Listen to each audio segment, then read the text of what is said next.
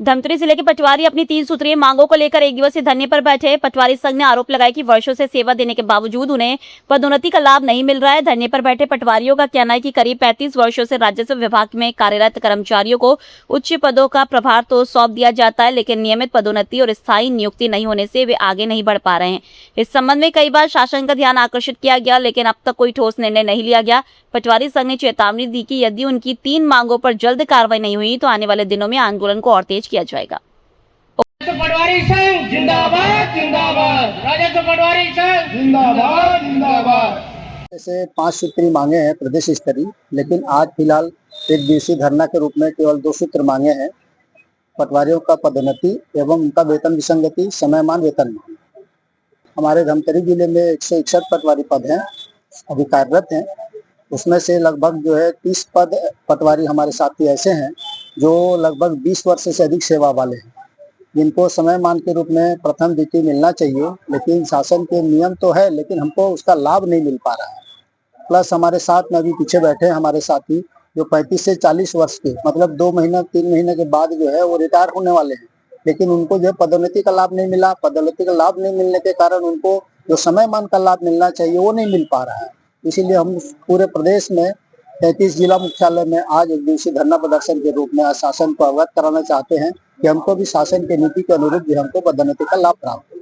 देखिए, हम लोग लगातार बरसों से प्रमुख मांग रही है पदोन्नति की, और हमारे जो 40 साल सेवा अवधि हो जाने के बावजूद भी पटवारियों को जैसे सिस्टमेटिक प्रमोशन दिया जाता है क्रमशः अनुभव के आधार पर, उनके आयु वर्ग के आधार पर सभी विभागों में, वैसा पटवारी के साथ नहीं होता है।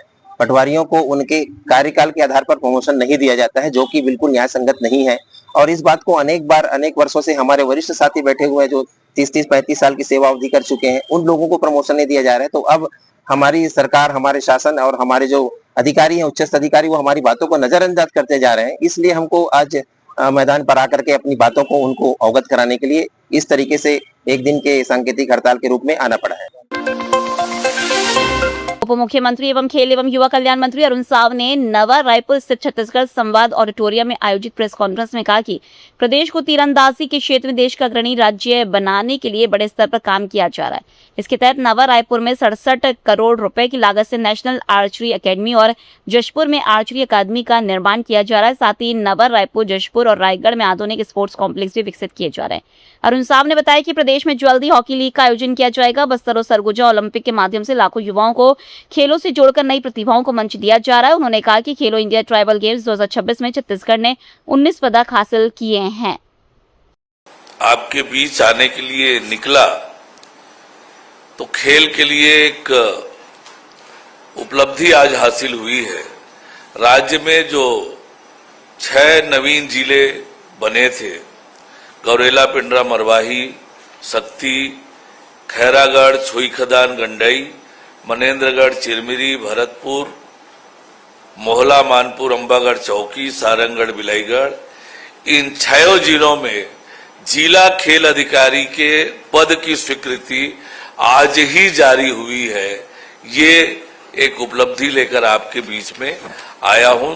आज की ही तारीख पे ये पदों की स्वीकृति मिली है। आपने जैसे देखा कि राज्य में विष्णुदेव साय जी के नेतृत्व में सरकार बनने के बाद खेल और खिलाड़ियों के विकास के लिए लगातार काम हो रहे हैं। खेल की गतिविधियां लगातार बढ़ रही है, खेल के अधोसंरचना का लगातार विकास हो रहा है, और ये अद्भुत विषय भी है कि इस बीच हमें अंतर्राष्ट्रीय स्तर पर छत्तीसगढ़ के बच्चों ने, खिलाड़ियों ने अंतर्राष्ट्रीय स्तर पर नाम किया है। इस बीच बड़ी बड़ी सफलता छत्तीसगढ़ के खिलाड़ियों ने हमें दिलाई है। आपको मैं बताना चाहूंगा कि अधोसंरचना विकास के क्षेत्र में कैसे बड़े बड़े हम काम कर रहे हैं। नया रायपुर और जशपुर में तीरंदाजी अकादमी का काम चल रहा है। स्वाभाविक रूप से हमारे राज्य में तीरंदाजी गांव-गांव तक प्रचलित है और तीरंदाजी के खेल बड़े पैमाने पर यहाँ पर प्रतिभा है। उन प्रतिभाओं को निखारने संवारने के लिए नया रायपुर और जसपुर में तीरंदाजी अकादमी खोलने की प्रक्रिया प्रारंभ हो गई है और इसके लिए नेशनल आर्चरी एकेडमी के सुदृढ़ अधोसंरचनात्मक विकास हेतु एनटीपीसी, एनआरएएन, पीवीपी और खेल एवं युवा कल्याण विभाग के मध्य 67 करोड़ रुपए में अकादमी निर्माण की ट्राई पार्टी एग्रीमेंट पे हस्ताक्षर हुआ है। जसपुर जिले में भी आर्चरी एकेडमी की स्थापना हेतु 16 करोड़ रुपए के कार्य आदेश जारी हुए हैं। यानी 2 महत्वपूर्ण आर्चरी के अकादमी के निर्माण की प्रक्रिया हमारे राज्य में प्रारंभ हो गई है। बड़ा खेल अधोसंरचना, राज्य स्तरीय खेल सुविधा उपलब्ध कराने के लिए सर्व सुविधा युक्त अधोसंरचना उपलब्ध कराने और राज्य में खेल के वातावरण को उन्नत करने के लिए नया रायपुर सेक्टर 28 में स्पोर्ट्स कॉम्प्लेक्स फेज 1 में 114 करोड़ रुपए और फेज 2 में भी बजट में प्रावधान कर इसकी स्वीकृति और ये निर्माण की प्रक्रिया प्रारंभ हो गई है। जसपुर और रायगढ़ जिले में भी इंटीग्रेटेड स्पोर्ट्स कॉम्प्लेक्स के लिए 64 करोड़ और 92 करोड़ की प्रशासकीय स्वीकृति जारी हुई है और इस पर काम प्रगति में है। तो इस तरह से अधोसंरचना के विकास के लिए लगातार काम हो रहा है। पिछले 2.5 वर्षों में खेल अधोसंरचना में लगातार विकास हो रहा है। क्रीड़ा प्रोत्साहन योजना में 10 जिलों में बहुउद्देशीय स्टेडियम निर्माण, इंडोर हॉल जैसे कार्यों की प्रशासकीय स्वीकृति जारी की है, जिसकी कुल लागत 82 करोड़ 78 लाख रुपए होता है। इसी तरह से लोक निर्माण विभाग के मद एवं अन्य मद से 22 खेलों के अधोसंरचना का प्रशासकीय स्वीकृति जारी हुई है। संत शिरोमणि गुरु रविदास की 650वीं जयंती वर्ष के उपलक्ष्य में राजधानी रायपुर के पंडित दीनदयाल उपाध्याय ऑडिटोरियम में प्रदेश स्तरीय कलश वंदन अभियान का शुभारंभ हुआ। कार्यक्रम में मुख्यमंत्री विष्णुदेव साय ने संत रविदास के सम्मान में कई अहम घोषणाएं की। मुख्यमंत्री ने घोषणा की कि अब हर वर्ष माघ पूर्णिमा पर छत्तीसगढ़ में सार्वजनिक अवकाश रहेगा और इस दिन प्रदेश भर में मदिरा की बिक्री बंद रहेगी। इसके अलावा राज्य अलंकरण पुरस्कारों में संत गुरु रविदास सम्मान शुरू किया जाएगा। उन्होंने यह भी घोषणा की कि नया रायपुर के एक प्रमुख चौक का नाम संत रविदास चौक रखा जाएगा। साथ ही संत रविदास के प्रेरणादायी संदेश को छत्तीसगढ़ विधानसभा में अंकित कराने के लिए विधानसभा अध्यक्ष से अनुरोध किया जाएगा। बड़ा सौभाग्य का विषय है कि आज रायपुर से प्रदेश स्तरीय कलश बंधन अभियान का शुभारंभ हो रहा है। संत शिरोमणि गुरु रविदास महाराज जी की 650वीं जयंती है और इसको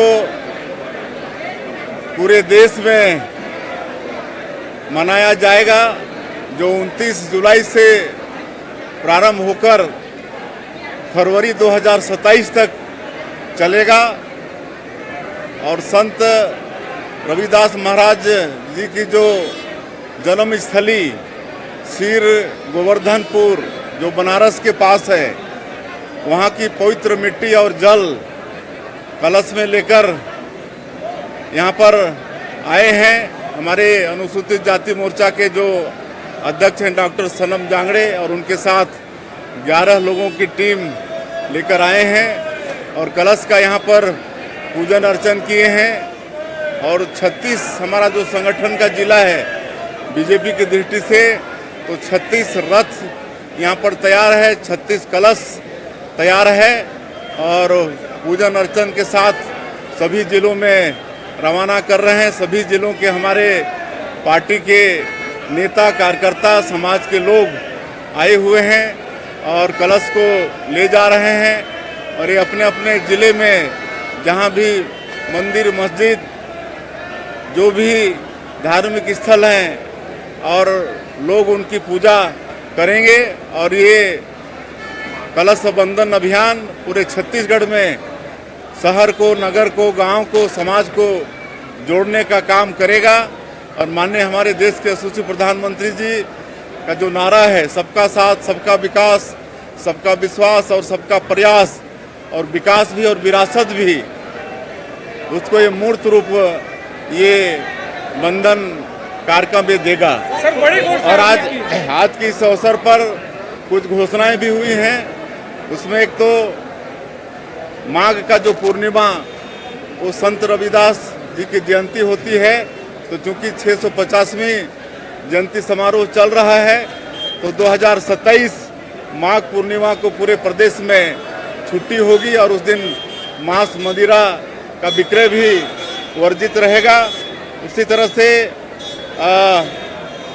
उनके नाम पर एक राज्य अलंकरण पुरस्कार भी प्रारंभ करेंगे। जब हम लोग अपने प्रदेश की स्थापना दिवस मनाते हैं, तो प्रदेश के लोग जो विभिन्न क्षेत्रों में अच्छा काम करते हैं तो उनको पुरस्कृत करते हैं। तो उसी समय गुरु रविदास जी के नाम का भी एक अलंकरण पुरस्कार हम लोग शुरू करने वाले हैं। और विधानसभा में भी आग्रह करेंगे हम लोग विधानसभा के अध्यक्ष जी से कि उनका जो संदेश है वो विधानसभा के दीवालों में लिखा जाए।